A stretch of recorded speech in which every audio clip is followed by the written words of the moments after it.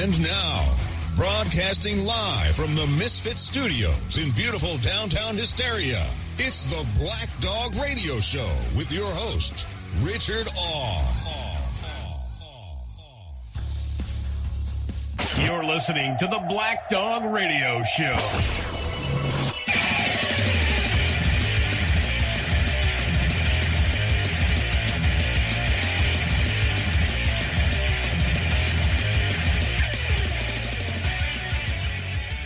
Hey everybody, Rich the Big Dog Awe here, and I want to welcome you to a special edition of the Black Dog Radio Show, the Sunday Power Hour. On this show, we feature a local band. We play their music, and in between songs, I talk with the band members about their music, as well as let our audience know where they can buy or go see them to play. This is the first official episode of the Sunday Power Hour, and today we are featuring the band Powerglide and their album Geared to Rock. The internet radio show that rocks. My boy, you took the voice right out of my mouth. The Black Dog Radio Show. They're a classic rock band out of Fond du Lac, Wisconsin, and they cover some of the greatest hits by classic rock legends such as Foreigner, AC/DC, Scorpions, Black Crowes, Kiss, Ted Nugent, Bad Company, REO Speedwagon, Joe Walsh, Leonard Skinner, Foghat, Golden Earring, Tesla, Styx, Van Halen, just to name a few, as well as performing their own original music from their album Geared to Rock, which we will be featuring here today on the Black Dog Radio Show Sunday Power Hour. If you can't run with the big dogs, Get your ass back on the porch. the Black Dog Radio Show. Joining us on the phone today are Philip Wallander, he's vocals, rhythm, and lead guitar. Dave Kamosa, lead and rhythm guitar and voice box. We got Tony Abitz, drums. Steve Riley, bass. That's Powerglide, ladies and gentlemen. Welcome, guys. Hey, thanks, guys. Thanks. Yeah, thank you. I got to tell you, it's an absolute honor to have you guys here on the Black Dog Radio Show. We play your songs. I'm not sure how much Dave has told you. I think, Tony, you listened some. I know you're on my Facebook and stuff. We play your songs in just about every episode, but in the last several episodes. If not once during the show, definitely going out of the show. So having you on our Sunday Power Hour is an absolute honor. And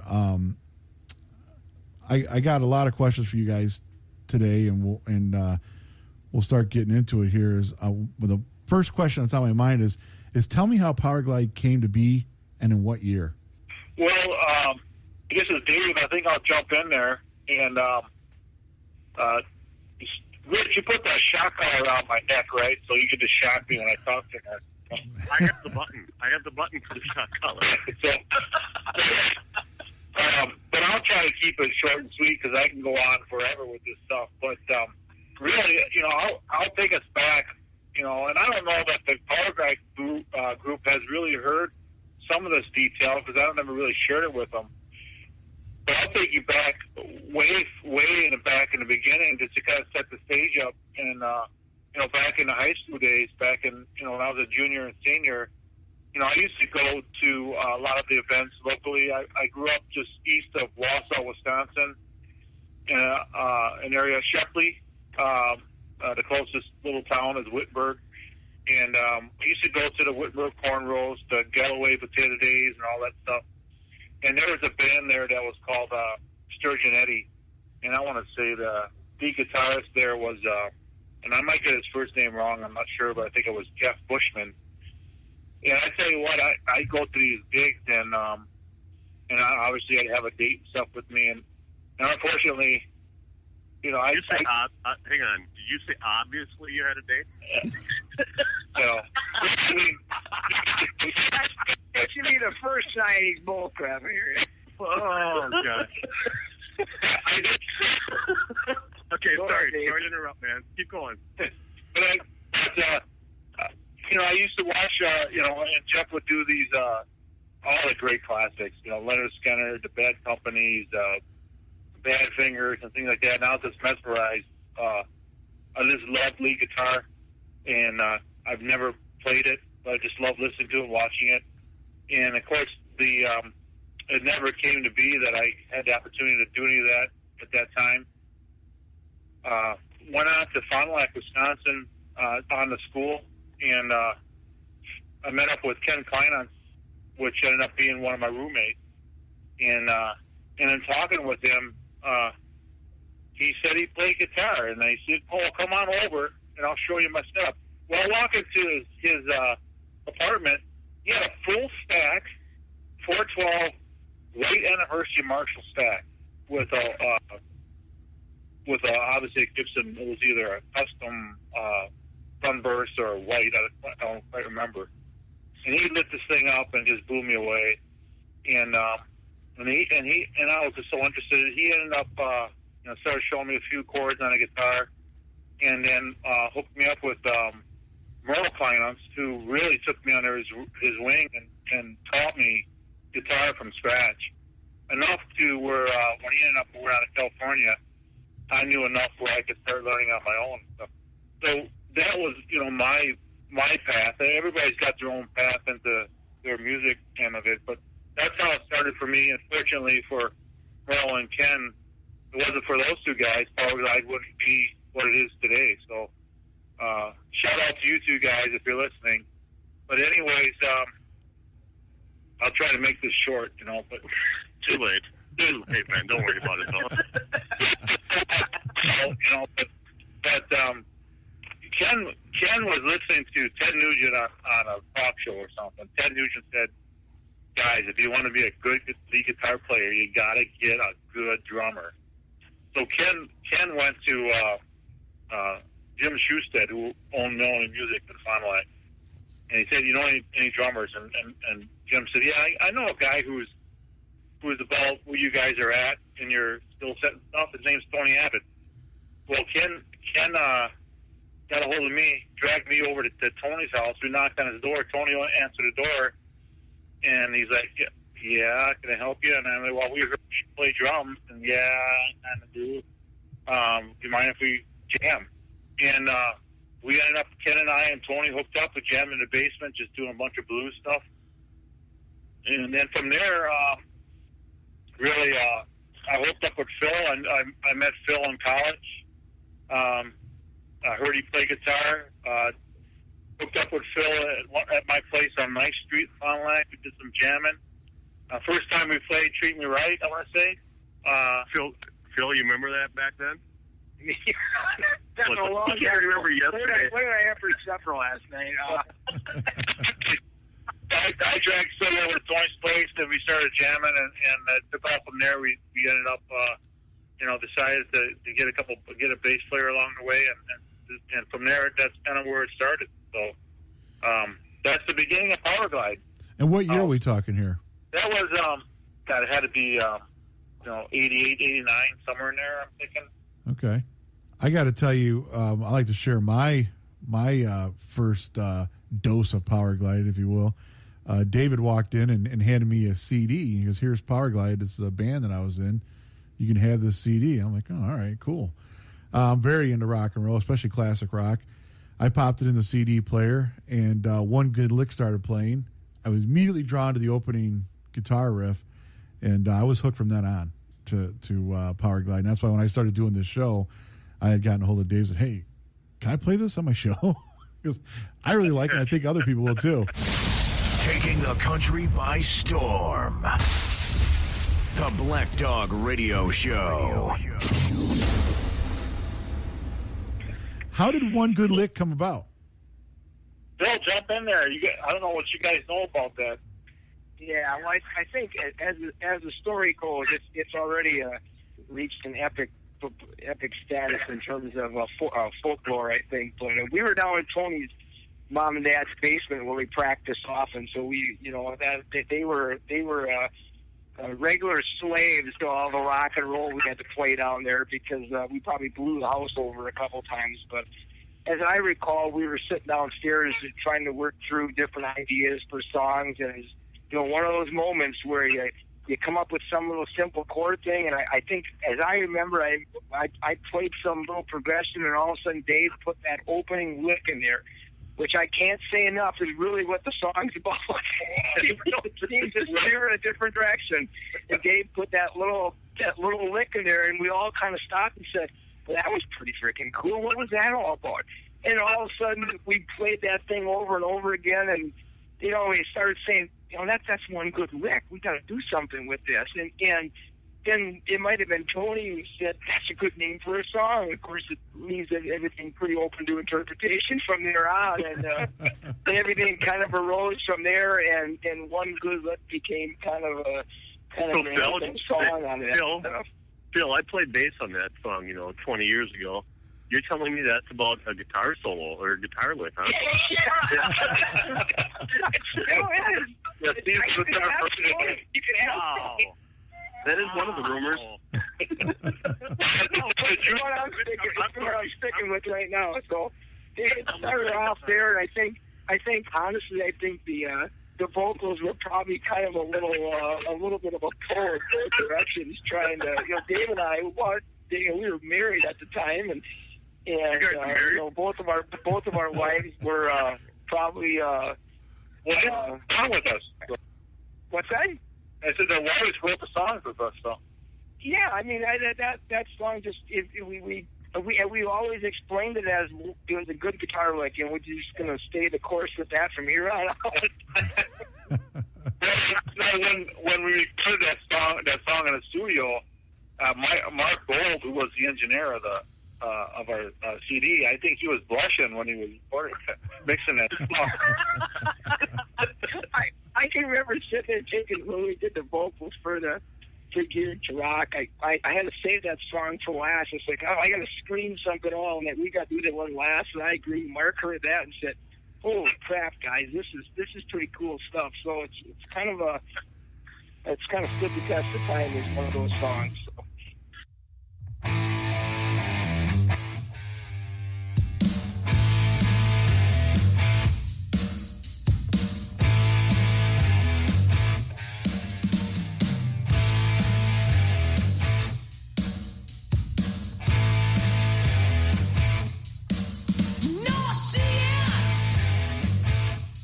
Every single day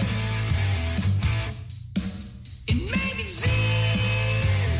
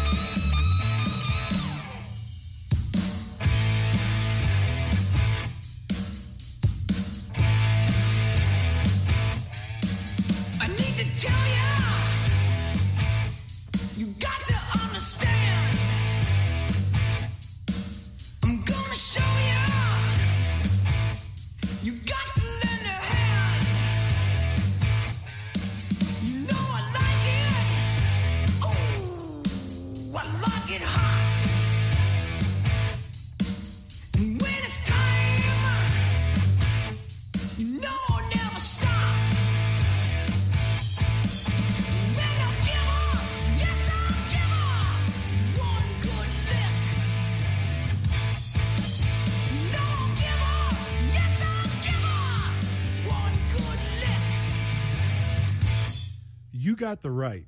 What inspired the music and lyrics behind this song? I love this song, by the way. Actually, I love every song, but this song really, I've been jamming something fierce lately.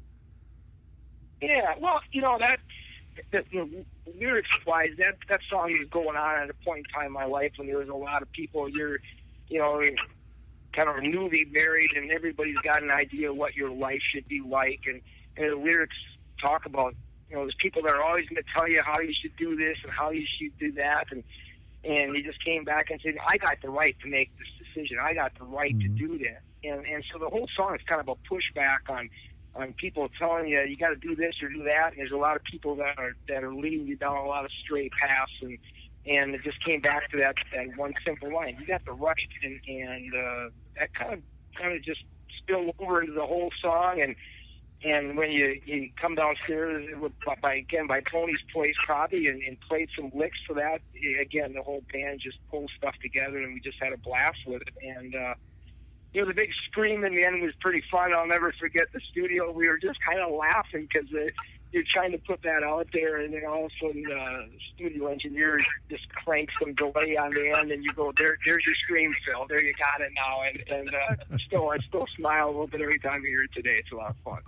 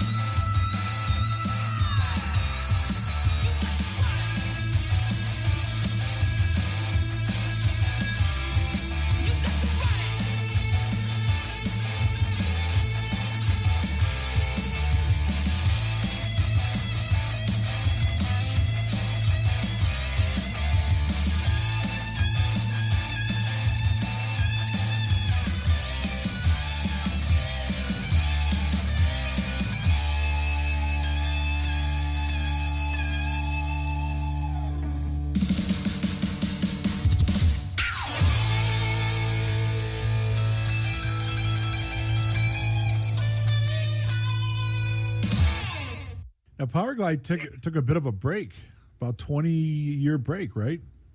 A bit. I actually found a calendar today, 1996 calendar, at a couple of gigs that we played. Penciled it on the calendar. And I'm thinking, wow, it's 20 years since we've played in front of people live. So it's just going to be awesome in August. What triggered you guys to get back together, and what's it been like to hook back up after all these years? I have one name to say to that. I'm going to say Tony. Go ahead. Tony, yeah, that was all me. Well, thank God, Tony. I moved away in like October of 2010 to Austin. Ended up living down there for 5 years, and during my time down there, watching the music scene and all the original music, just kept thinking back to when we did the CD and everything. And so about once or twice a year, I keep going, "Hey guys, we got to get the band back together. We got to do this." And I want to joke around about it, but me being 1,300 miles away didn't exactly work. So, but Austin, Texas would have been a great place to have a reunion. Not this time of year. Yeah, not this time of year. So this past October, I ended up moving back to Wisconsin, and immediately I'm on the horn going, "Hey, Dave, I know you haven't played in 20 years, but what do you think about firing the rig back up?" He's like, "Well, I don't know anything anymore." Like, "Oh, okay." I'm like, he goes, "I haven't touched a guitar in 18 years." I'm like, "Well, okay." So I called him a few more times, and before you know it, he's called me saying, "Hey, Tony, I got to go pick up a guitar. You want to go along? I got to pick up an amp. You want to go along?" So then I got a hold of Phil, and it didn't take I don't know 5 minutes, and you were in. And then I called Steve. I'm like, "Hey, Steve, looking at putting the band back together." He's like, starts laughing at me. "Sure, why not?" So, Rich, where? Yeah. We should clarify, where are all four members of this band? I actually don't even know where Dave lives besides Illinois. Yeah, where are you guys all at? Well, I was soon. I moved to Crystal Lake, Illinois, in 2003, and been here ever since. So, in 1999, I moved up to New Richmond, Wisconsin, right on the Minnesota-Wisconsin border, and been living up here ever since. So Phil, are you Vikings now, or are you Green Bay still? Easy. That's not. I know you said you're on the line. And Tony, you're down in Milwaukee direction, right? Yeah, I'm in Wauwatosa. Okay, and I'm still near Fond du Lac, so I never went anywhere. You guys travel the world. That's what a bass player does. They kind of just hold the show down and keep the boat going forward.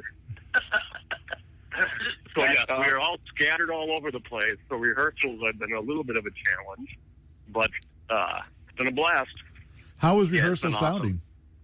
Awesome. I tell you, it's funny because we had not jammed in, I think it was 19 years. And when we got together, they all, I have a house that's relatively the most centered point for the band. And I said, "Well, guys, come here and jam. There's a PA already set up. There's a drum set there." I actually years ago, I bought one of Tony's old drum sets. So I said, "I got your old shit, Tony. Come in and play it. It's already set up." And I wish I would have recorded the first song we did because it absolutely blew me away. It was good enough to play in front of people. Nice. It was crazy. I don't remember what tune it was. Phil, you remember? It was Treat Me Right. We played that. Yep. Yeah. And I'll never forget this because we all sat down and we got done playing that, and I think Dave looked at me and said, "It's time for a drink." We did the song, and we all just smiled. That it worked. I think we took a break after one song. Yes, it was unbelievable. We all smiled and laughed and like, "This is just crazy. Let's go have a drink." Yeah, we just didn't know what to expect, and especially with myself being out of the loop for so long. I'm sure these guys said, "Well, let's get Power Glide together, and we'll bring Dave along for some eye candy." Yeah. We can play guitar, but it ended up surprisingly really well. So. I said, baby,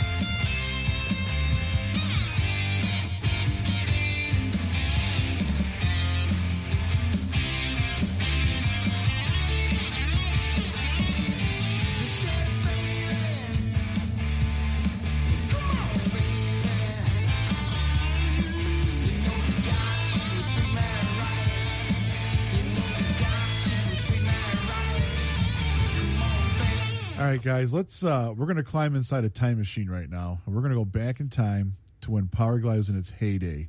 What was that like? Take our listeners through Powerglide back in the day. Well, who's jumping on that one first? I'm tired, man. I'm tired. If I go back in the time machine, it's just tiring. I tell you what, there was so many good memories from all that, and where do you start? I thought about a bunch of the stuff that went on while we were back there, including Halloween gigs where everybody did all the costumes. I think that was up in Wausau someplace, and we just had a riot doing stuff like that, and I'll never forget it because like the third song I was sweating my butt off trying to play with all this key stuff. I was like, forget this, man. I ended up with half of it on. We had a lot of great memories riding home in the truck. I always had to stay talking to Tony. So I did my best to stay awake, right, Tony? That's the story we're sticking with. Yeah. I'll keep you awake, Tony. 5 minutes later, you're snoring. Yeah, that works. We used to have a great saying. In the morning, you'd get up from wherever you were crashing out, who's ever place you ended up staying by. And my kids were young at that time, so they were into watching all these Disney movies, and they watched Bambi all the time. I'll never forget it. And I used to yell down the steps to Tony, and he'd end up going, "Bambi, you must get off." Just said that stupid kind of crap all the time. So just a riot with simple stuff like that. I'm sure the other guys got plenty of stuff to roll out. I remember many nights in Wittenberg. We had a blast up there.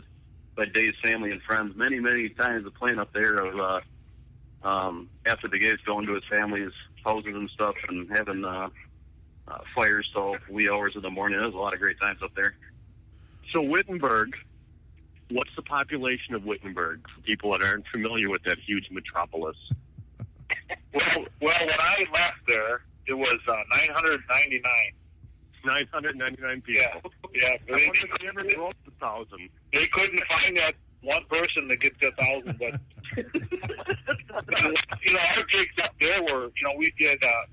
We always had a lot of support, family wise, and all, Fond du Lac in Wausau, and we did a number of shows that's called The Bar in Wausau. I think it was Todd and Peggy at the time were the owners, and then we did one in Z Place. I think it was Z Place in Wittenberg a couple times. But it was always great to go up there and play. A little bit of a haul for us, but we had such support from our base up there, and that's why we decided to do a show in Shepley, which is really close to Wausau, because this appreciation for the support we got over the years, and then of course we're doing and that's on August 6th, and then August 13th we're doing a show in Fond du Lac for a lot of support that we got over the years from friends and family there. So we're looking forward to those shows.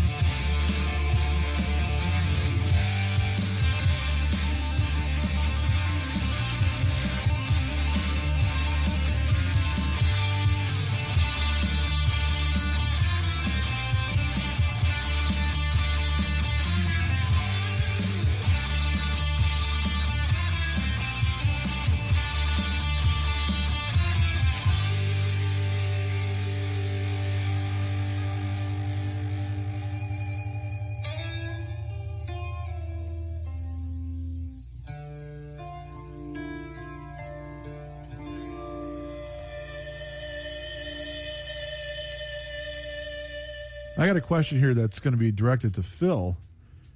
Which song, it's kind of a two-part question here. Which song was the most fun to write, and which song is closest to your heart?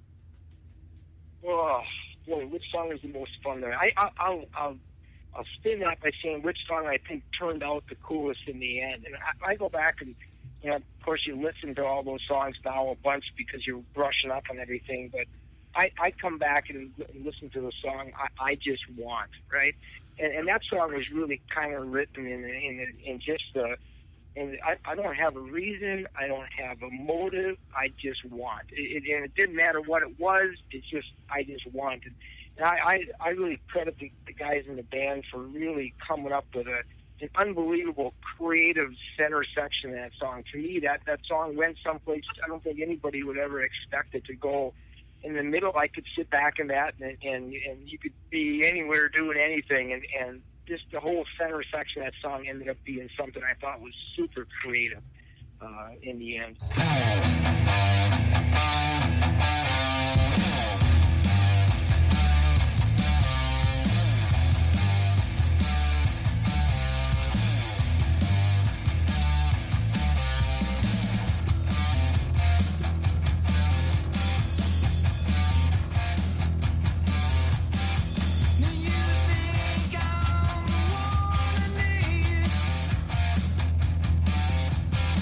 And you feel you're the one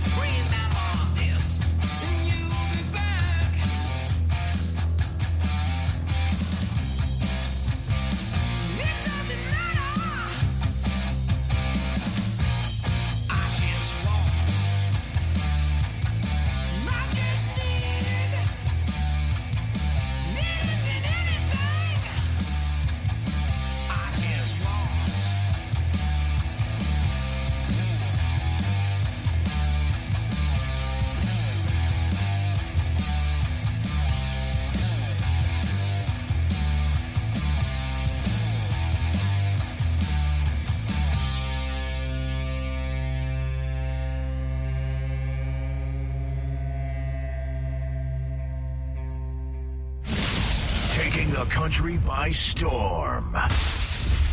The Black Dog Radio Show.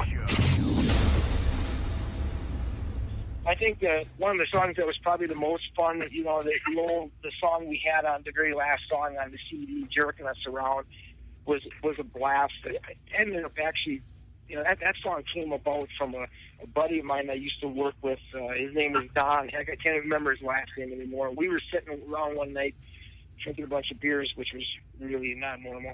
That's not true, but we'll go with that.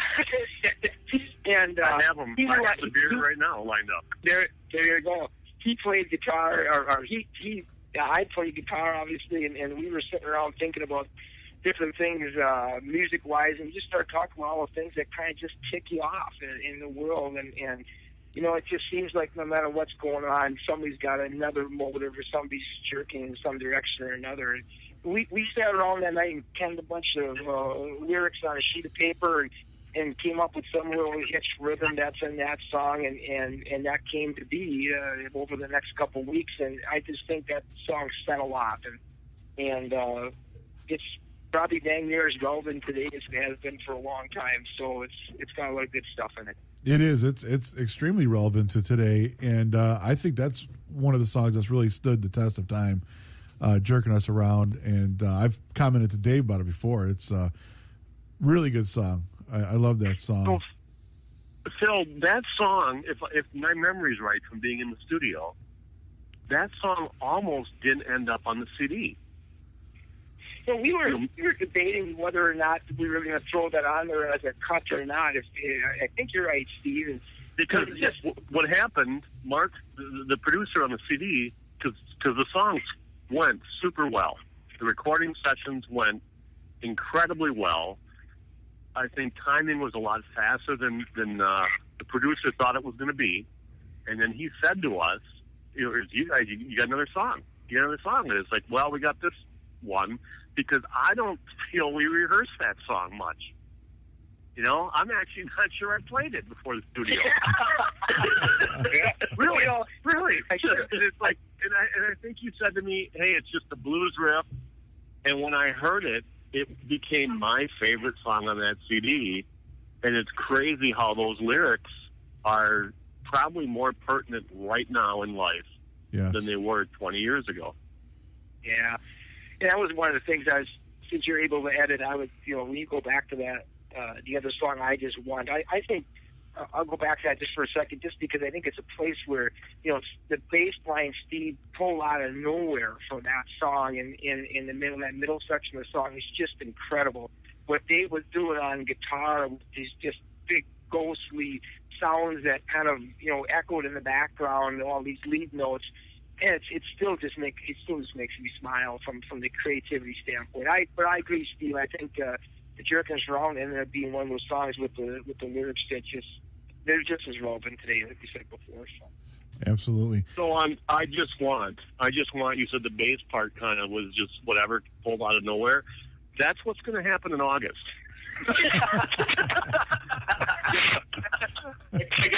We'll see. We'll see if it's similar to what was on the CD the first time around. Yeah, but if I could jump in there, guys, and I just want one thing that I really appreciate about that song is that as a listener, no matter what instrument you like, if you like the driving Marshall rhythm, if you like the lead, if you like the bass, if you like the drums, the way it's mixed so well that you can hone in on any one of those instruments. If you like the drums, I really like the drums in that song. It's just got such a neat drumming rhythm in that song. But you can pick up any one of the instruments and just focus on it, and you can identify them individually so well, but it still blends together very well. So it's a song that you can sit back and just have the lights low and listen to it and let your mind wander. So it's I really enjoy that song. I agree, Dave. I was going to say, I think it was one of those moments, might have been fueled by a little Jack or a little Doctor or something like that was going on, but it just ended up being one of those things that you came back. You almost hope that somebody hit record, even though, obviously we had that kind of worked out before the studio, but but even in practice mode in basement, right? You're going, oh, what did we just do there? And you wanted to remember those things so you didn't forget it.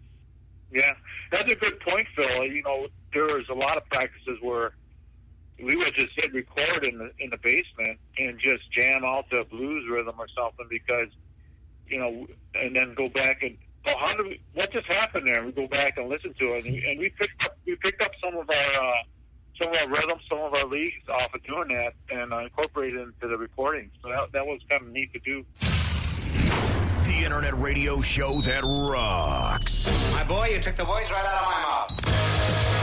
The Black Dog Radio Show.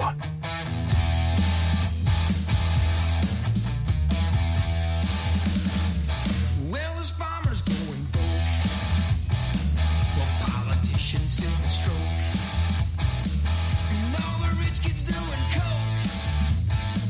They all think it's one a joke, and it all tends to bring me down. I think they're jerking us around.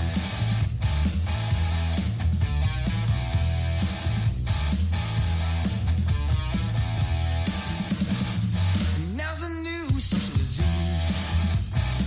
It's bringing the country to its knees.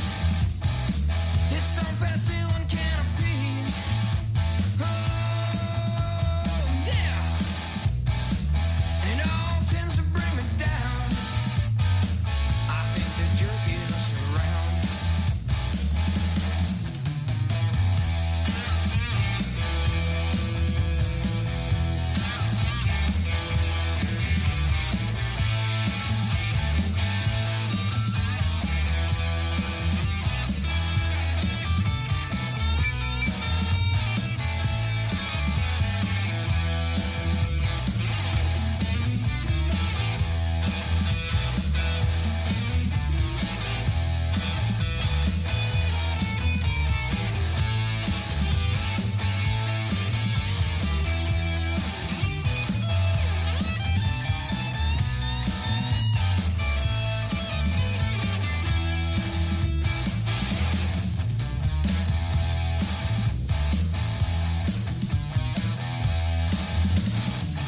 What about this foreign aid?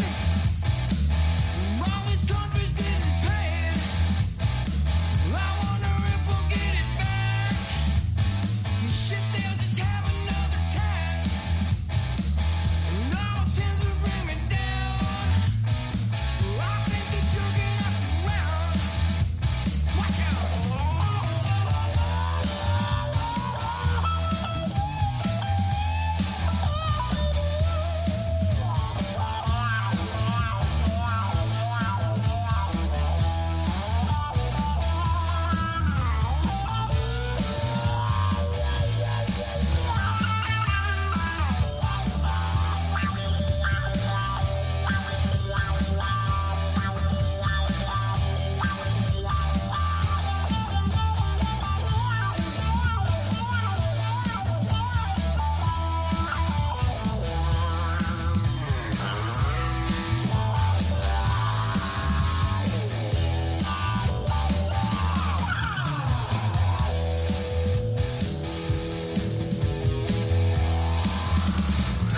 Although your outlook may be grim, there's still a chance that we can win.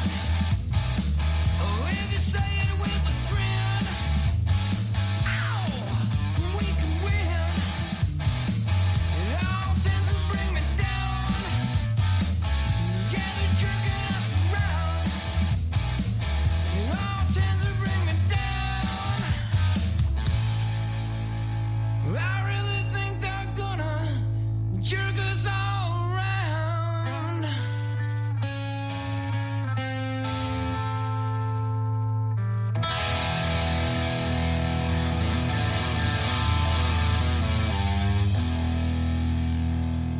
Are you guys working on any new material you can tell me about? I don't know if it's anything we can tell you about yet. It's probably still pretty new to us. But I think there's some new ideas that are gonna be that have been put out there a little bit, and it's going to be a matter of whether or not or how well they come together on the 22nd, our next practice for this. And kind of the final practice weekend to get ready for this thing, 22nd of July. So I'm hoping we can pull at least that new song together, and the way everybody's able to just make stuff happen. I think it could come together pretty quick. So. All right, guys, this wraps up my questions, so I'm going to go ahead and close out the show here. We can talk for a little bit afterwards, but Phil, Dave, Steve, Tony, I want to thank you for your time tonight, and can't wait to see you guys perform live in August. We've really been looking forward to it, and it's so refreshing to hear real music, especially in an age where everything sounds so manufactured and robotic. I can put on Power Glide. And I think that's what's catching on with so many people that are hearing it through my show, is that they never heard of Power Glide, never heard your music, and they hear this, and to them it's new, and they're going, wow, where's this coming from? That's real rock and roll. So keep up the good work, and good luck with what's going on in the future, and I wish you guys all the best. Awesome. Thanks. Yeah, well, thanks, Rich, and Power Glide surely appreciates the Black Dog Radio Show, playing our music on their show, and you guys do a great job yourselves on that show too. So, well, thank you. I listen to it every Friday, as much as possible, and it's very interesting to listen to and entertaining. So, kudos to you guys too. I got to tell you this. Every time from the first time Dave told me that, Phil, you got to listen to this. So I'd go on, I'd find the on the internet, I'd find that episode of the show. And it was an episode that had something with super lice on it. People would look at me and go, I said, click on the super lice. That's your song? What are you talking about? No. I'm glad we were able to find something else other than the super lice for the reference, but it was really funny for a while. Yeah, we do talk about some crazy stuff on the show. Yeah, you guys do, but it's great humor, man. It's good stuff. You're listening to the Black Dog Radio Show. Dog Pound J. Ladies and gentlemen, there you have it. Power Glide here on the Black Dog Radio Show, Sunday Power Hour. And we'll take you out with the last song of Power Glide today. It's Power Glide off the album Gear to Rock, How High to Fly.